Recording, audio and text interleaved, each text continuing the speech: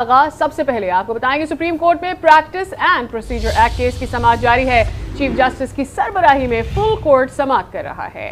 Chief justice काजी फाइजीसा ने बार बार सवाल पूछने पर जस्टिस मुनीब अख्तर को टोक दिया और कहा कि सवाल जरूर पूछिए लेकिन पहले दलाइल मुकम्मल होने दें। इसी पर मजीद बात करेंगे। यासिर नजर हमारे साथ मौजूद हैं। यासिर नजर, अब तक की कार्रवाई के बारे में आगाह कीजिएगा।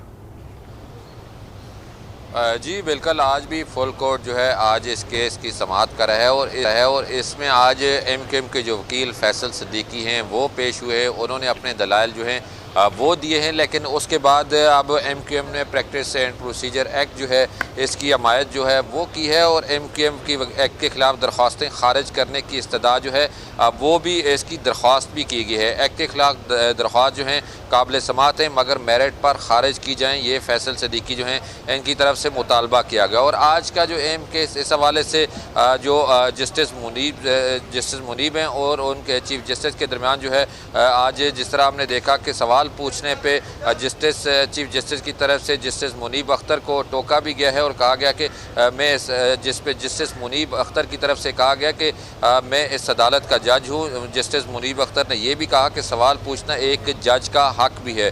तो जिस पे चीफ जस्टिस ने कहा कि आप सवाल ज़रूर पूछें लेकिन वकला जो हैं इनको दलाइल पहले मुकम्मल करने दें। लेकिन इसके बावजूद जो है जस्टिस मुनीब अख्तर उनकी तरफ से जो सवालात पूछने का सिलसिला जो है वो जारी रहा। फिर उन्होंने दोबारा सवाल पूछा जब चीफ जस्टिस ने उनको मना किया उसके बावजूद। तो इसके बाद उन्होंने जस्टिस मुनीब अख्तर की तरफ से ये कहा गया कि सिर्फ ये बता दें कि आर्टिकल 191 लाख क्या है, उसका मतलब क्या है ये हमें बताएं।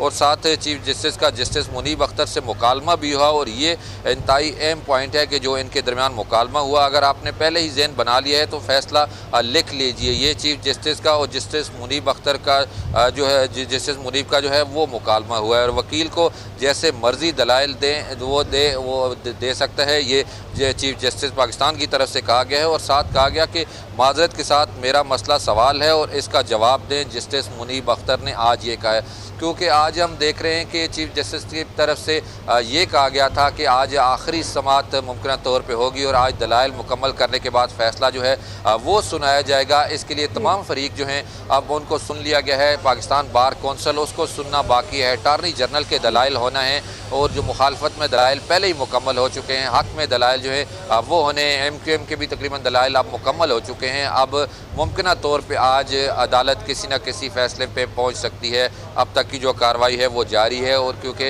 अब इसमें एमक्यूएम के जो वकील हैं उन्होंने भी अपने दलाइल दिए हैं। इसके बाद जो मुकालमा हुआ है इससे सूरत हाल का अटॉर्नी जनरल के दलाइल का आगाज कब किया जाएगा और इस हवाले से क्या अपडेट्स आ रही हैं कि कब तक इस हवाले से फैसला की तरफ जाया जा सकता है?